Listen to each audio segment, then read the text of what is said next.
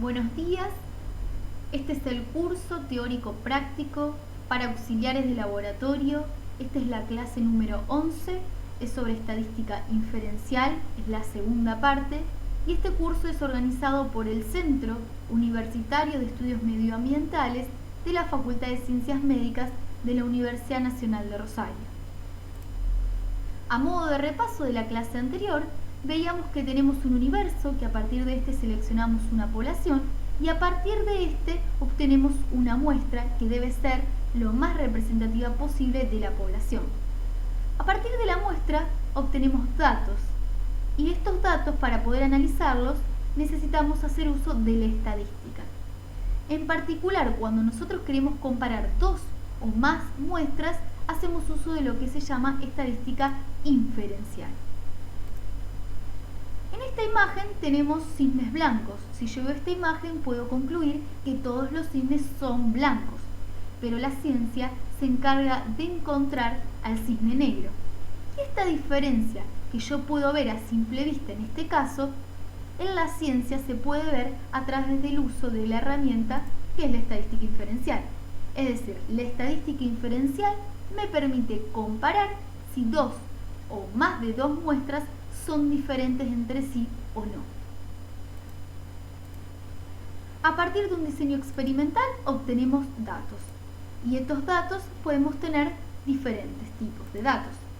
Tenemos datos cualitativos o cuantitativos, o tenemos también datos independientes o dependientes. Conocer el tipo de datos con el cual nosotros estamos trabajando es sumamente importante, porque a partir de estos nosotros vamos a seleccionar el tipo de test estadístico para analizar. Así que es algo muy importante de conocer el tipo de datos con el cual trabajamos. Ahora bien, nos preguntábamos cuáles son los pasos a seguir en el análisis de datos. El primer paso, y el que ya vimos, es el de comprobar dos supuestos: el supuesto de normalidad y el supuesto de homogeneidad de variancias.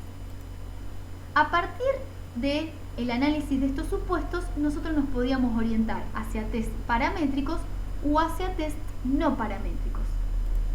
Es decir, el segundo paso en el análisis de datos es seleccionar el tipo de test estadístico, paramétrico o no paramétrico. Entonces, en la estadística inferencial, ¿qué tenemos que tener en cuenta? El tipo de datos, el test si es paramétrico o no paramétrico, y el tercer paso es preguntarnos ¿cuántos grupos queremos comparar? ¿Queremos comparar dos grupos o queremos comparar tres o más grupos?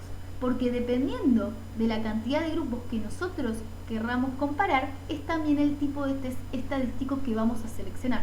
Fíjense que para seleccionar un tipo de test estadístico hay que tener en cuenta varios aspectos de nuestros diseños experimentales.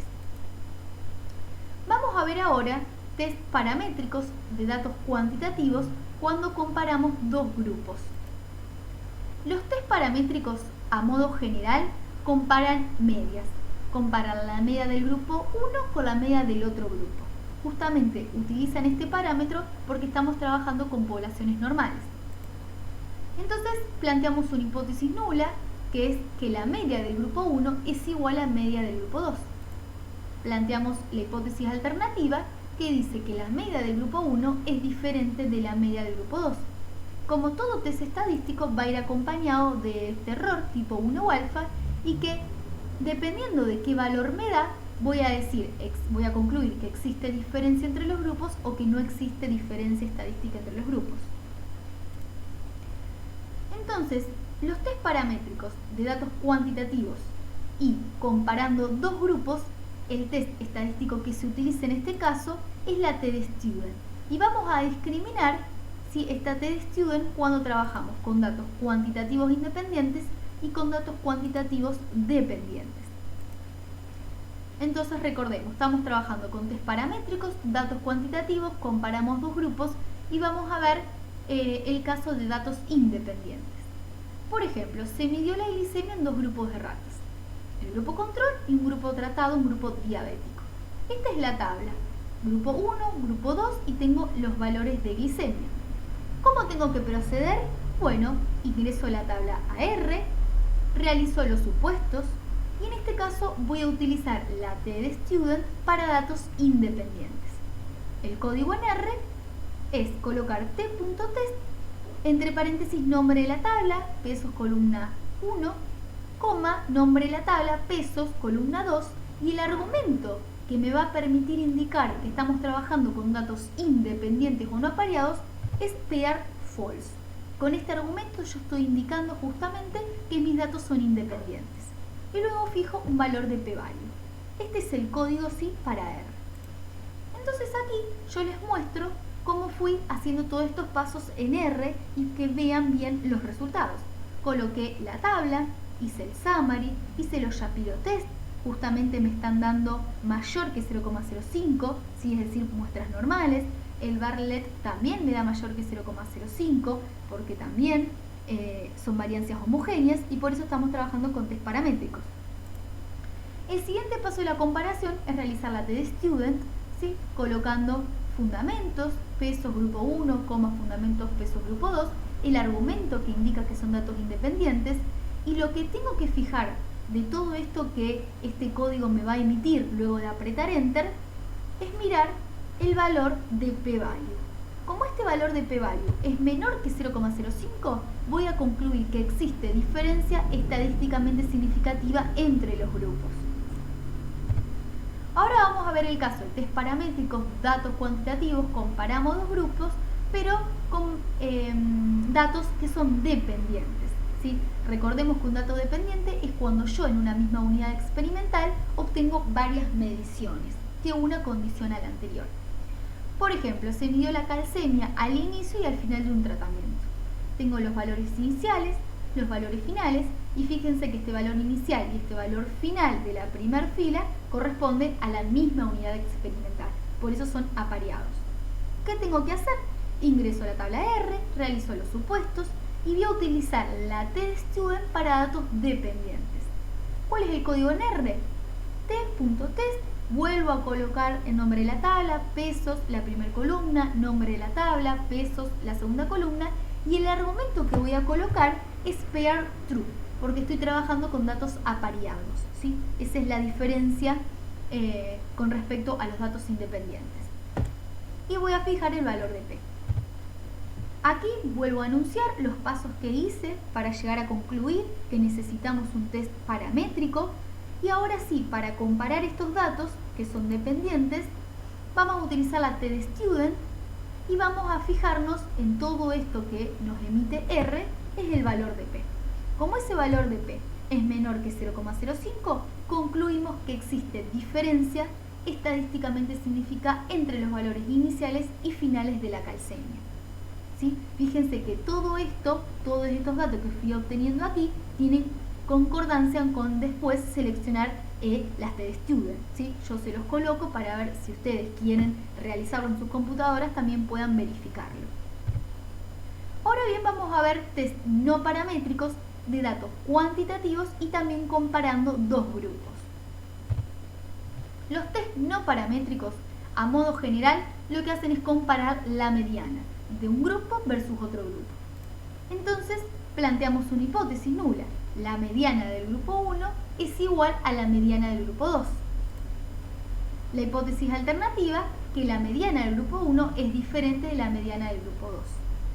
Volvemos a recordar que como todo test va a ir acompañado de un error tipo 1 o alfa, ¿sí? Y que en función de este vamos a elegir o vamos a concluir si existe o no diferencia entre los grupos. Bien, entonces vamos a ver test no paramétricos de datos cuantitativos y comparando dos grupos. Ahora bien, cuando tenemos datos cuantitativos, en este caso independientes o no apareados, el test que se utiliza es el que se conoce como test de Mann-Whitney. Y en cambio, cuando tenemos datos cuantitativos, pero que son dependientes, vamos a utilizar el test que se conoce como test de Wilcoxon. Recordemos que acá estamos con test no paramétrico, por lo tanto, cuando yo haga los supuestos de normalidad y homogeneidad, me tiene que dar que tienen distribución normal, distribución no normal y variancias no homogéneas, ¿sí? Por eso estamos utilizando test no paramétricos. Entonces vamos a ver el primer caso de test no paramétricos, datos cuantitativos, comparamos dos grupos y en este caso de datos independientes. Entonces se midió la calcemia en dos grupos de ratas, ¿sí? Un grupo 1 y un grupo 2. Son independientes. ¿Cómo voy a analizar esto? Ingreso la tabla R, realizo los supuestos, ¿sí? Comprobando que uno de ellos no se tiene que cumplir, y vamos a utilizar el test de Mann-Whitney porque estamos trabajando con datos independientes. ¿Cómo es el código en R? En R el código es wilcox.test. Abro paréntesis, voy a poner el nombre de la tabla, pesos la columna 1, coma, nombre de la tabla, pesos la columna 2, y fíjense que voy a utilizar el argumento pair-false para indicar que estoy trabajando con datos independientes. Este pair-false me está indicando que estoy utilizando en realidad el test de Mann-Whitney, pero en R el código que se utiliza es este. Como vemos aquí fui haciendo el análisis ingresé la tabla, hice el summary, hice el Shapiro para cada grupo, y vemos que el Bartlett me da que es menor que 0,05, por lo tanto las variancias no son homogéneas y esto me orienta hacia un test no paramétrico. Entonces vamos a utilizar este código wilcox.test y me voy a fijar en el valor de p-value. Como este valor, ¿sí? Justamente acá toca un valor que es límite, ¿sí? Estamos como, no es ni mayor ni menor, digamos como que estaríamos en el límite. Pero considerando que este P es mayor que 0,05, porque es literal, ¿sí? No existe, vamos a concluir que no existe diferencia estadísticamente significativa entre los grupos. Cuando sucede esto, los investigadores son quienes determinan, ¿sí? Si existe o no diferencia, ¿sí? Pero a veces lo más común es que o de un p-value muy chico o un poco más grande y no estemos, en este caso, sí, de estar al límite. Ahora vamos a ver cuando tenemos datos cuantitativos dependientes y que necesitamos un test no paramétrico. Por ejemplo, se midió la cantidad de hidratos de carbono a tiempo 0 y a tiempo 72 horas en jugos fermentados, ¿sí? Tenemos una misma unidad experimental que le medimos hidratos de carbono iniciales y finales. Vamos a ingresar la tabla a R, realizamos los supuestos y en este caso vamos a utilizar el test de Wilcoxon. El código en R es wilcox.test, ¿sí? Con los demás, como fui mencionando en los ejemplos anteriores, pero en este caso vamos a colocar el argumento que sea pair true. ¿Sí? Estamos indicando que los datos son dependientes o apareados, ¿sí? Estamos utilizando el test de Wilcoxon. Cuando vamos a R, realizamos los análisis, los que necesitamos hacer primero, y luego vamos a realizar esta comparación con el Wilcox.test y el pair true, que nos fijamos el valor de p-value. Como el p-value es mayor que 0,05, vamos a concluir que no existe diferencia estadísticamente significativa entre valores iniciales y finales de los hidratos de carbono medidos en este grupo, ¿sí? Ahora veamos un ejercicio. El ejercicio dice, se compararon los valores de la concentración de flúor en orinas de dos grupos de ratas. Al analizar ambos grupos, se demostró que cumplen con los dos supuestos. Luego de realizar el análisis estadístico, se obtuvo un p-value igual a 0,089. Y nos pregunta, ¿qué tipo de test estadístico se aplicó? ¿Qué interpreta? Para poder llegar a elegir qué tipo de test estadístico, vamos a ir viendo qué es lo que me tengo que fijar. Primero, valores de la concentración, es decir, que son datos cuantitativos, ¿sí? Dice que estos valores se midieron en dos grupos de ratas, ¿sí? Fíjense que estoy comparando, tengo que buscar un test que analice datos cuantitativos y para dos grupos de muestras. Dice que cumplen con los dos supuestos, es decir, que si cumplen con los dos supuestos, esto me va a orientar a un test, ¿sí?, que sea paramétrico. Luego me da el valor de p-value, que es mayor que 0,05. Entonces, el test paramétrico que vamos a utilizar justamente es la T-de-Student para datos independientes, y en R vamos a necesitar del pair-false, de este argumento. ¿Qué concluimos? Como el P es mayor que 0,05, que no existe diferencia significativa entre los grupos. Esto es a modo de simplificar lo que hemos visto en esta clase. Partimos de datos cuantitativos y estamos analizando dos grupos, ¿sí? Analizamos los supuestos de normalidad, de homocedasticidad, si se da una distribución normal y que las variancias son homogéneas, utilizamos test paramétricos, en este caso la tDStudent, que vamos a recordar que esta tDStudent va a estar distinguida según datos apareados o desapareados. Por el contrario, si analizando los supuestos de normalidad y homoscedasticidad vemos que la distribución es no normal o la varianza es no homogénea o ambos no se cumplen, utilizamos test no paramétricos, ¿sí?